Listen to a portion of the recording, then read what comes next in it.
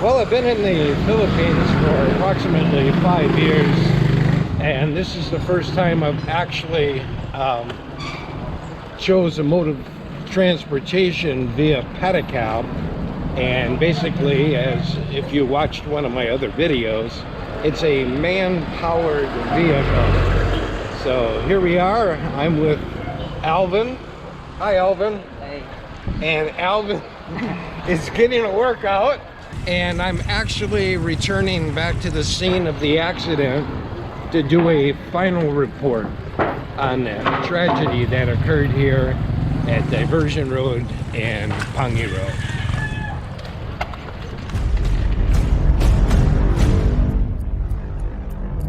Asberry with POD. Philippines On Demand, back on location here at the intersections of Diversion Road and Matina Pangi. We're on June 11th at approximately 9 o'clock a.m. Tragedy struck here in the streets.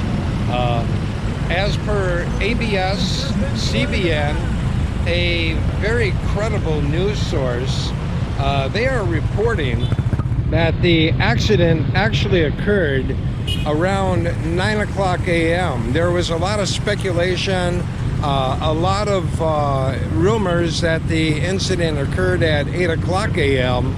and the one other time that was thrown out there was 9:30. But as I said, according to ABS-CBN News, the tragedy took place on June 11 at approximately 9 o'clock a.m., which is Tuesday morning. It has been somewhat confirmed through ABS-CBN that 10 people were killed in the accident, including a 3-year-old boy. And that's why in the other previous part 1 and part 2 videos, I had mentioned that it was a preliminary report and cautioning viewers to understand that very thing, that it was preliminary. The reports were unofficial, and we were just talking to people on the streets. And of course, when you talk to multiple people, you are going to get multiple different answers. So anyway, according to ABS-CBN News, 10 people were killed in the accident. There was speculation that a mother and a 2-month-old baby were killed. The story did not confirm a mother, but the child that was killed was actually a 3-year-old boy who lost his life when he was buried underneath multiple bags of rice. As you know, the rice truck lost its brakes on Diversion Road and proceeded down Matina Pangi and left cars, multi-cabs, SUVs, vans, motorcycles, tricycles, and man-powered pedicabs in its wake. Also, according to that news source, 11 vehicles were involved in the tragic accident. Now, one of the things that was crossing my mind yesterday, and I didn't say it at the time because I wanted to attain more credible information, and I think I was able to do that through ABS-CBN News. So one of the questions, the people were saying the brakes went out. The brakes went out in the rice truck. Now, the question that kept coming to my mind yesterday was, there was also speculation that the driver passed away, the driver of the rice truck. So, under that scenario, if the driver passed away, how would we know the brakes went out in the vehicle that quickly without further investigation at that time where professionals can get in there and check out the vehicle. But there was speculation right away that the brakes in the truck went out. Well, the reason why people were saying that is because the driver of the rice truck did not perish in the accident. He survived. And according to ABS-CBN News, the driver was being held at the Tolomo District Police Station. And according to the same news source, he could be facing, and I say could be facing, a reckless imprudence case resulting in multiple homicides and damage to property.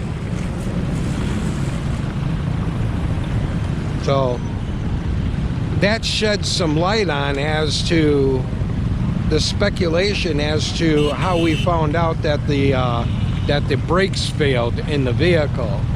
And it was, as I said, the driver of the vehicle, he survived. And some interesting facts after doing a little bit of digging. According to the Davao Sun-Star, 13,000 accidents took place. And I want to be very specific. 13,000 vehicular accidents took place in the year of 2018 in Davao City. And that's according to the Davao City Transport and Traffic Management Office, the CTTMO. They released that information.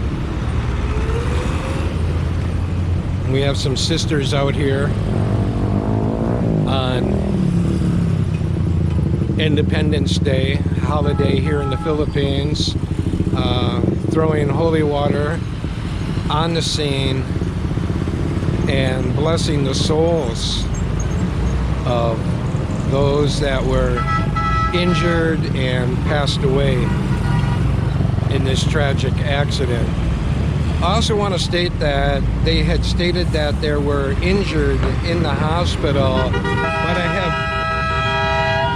I have not seen any reports even showing that there were injured in the hospital, let alone the number of people. So after seeing this carnage, it would be hard-pressed not to believe that there were some people injured. So if that's the case and they're in the hospital recovering, we not only send our prayers out to the victims that passed away in the crash, but we also send our prayers to the recovering and all of their families. Getting back to the CTTMO report and the 13,000 plus, it's almost 14,000 actually, in 2018 vehicular accidents. Sedans and SUVs, which really surprised me. I thought motorcycles would be the #1 involved in the accidents, but that's not the case.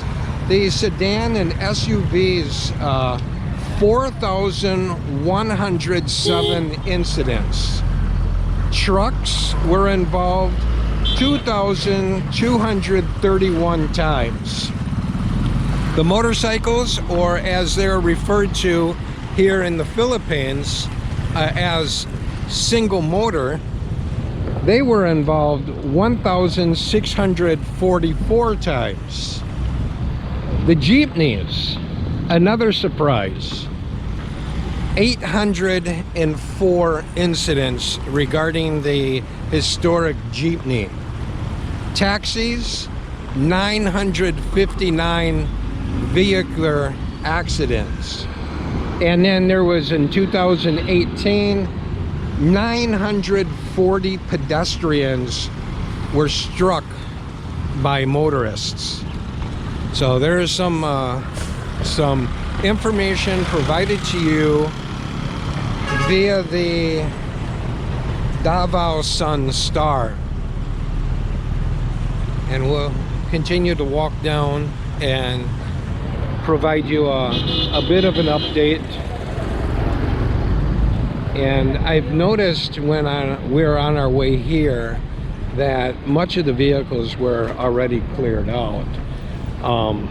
You see the tricycle up there, as well as the retreat van still here.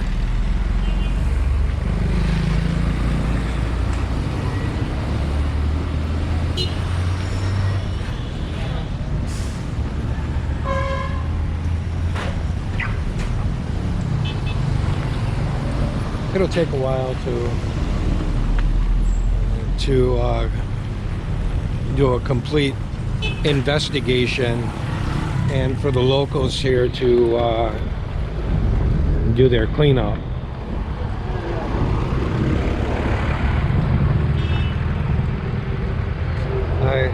So this is one day after the accident, and without getting out my calculator and punching the keypad, I'm going to guesstimate this is about 26 to 27 hours after the accident occurred.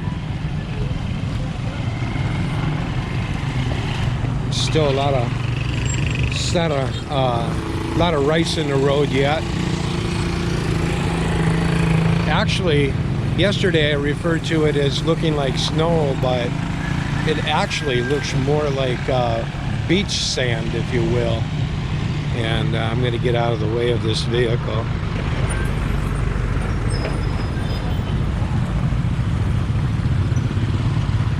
I also want to apologize to the viewers.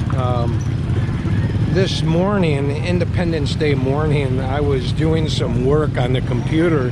I was multitasking, and to my dismay, I inadvertently deleted part 1 of the video, and I really apologize for that. There were 1,200 people that had watched that video, and well, once you delete a video from YouTube, you lose the views, the number of views. But the important thing is I re-uploaded it, and in acknowledgement of the accident and those involved. But anyway, they were asking me, what's that orange stuff that they put underneath the vehicles? Well, that's basically like a real fine sawdust. I believe it's from a lumberyard. It's real fine sawdust from cutting lumber, and they throw it underneath the vehicles like that to soak up any gasoline or oil that is leaking from the vehicle. So anyway, that's an update, and most of the vehicles have been removed. According to ABS-CBN News, there were 11 vehicles involved, and tragically, across the street here, I don't know if it was a family member or what, but my understanding from yesterday, a worker from there tragically lost his life. So according to ABS-CBN News, 10 total people passed away in this accident, and there were 11 vehicles involved. So for POD, Philippines On Demand, I'd like to thank you very much. And although there's not much happiness today, I do want to respect the Philippines and wish the Philippines a very happy Independence Day. Thank you, everyone.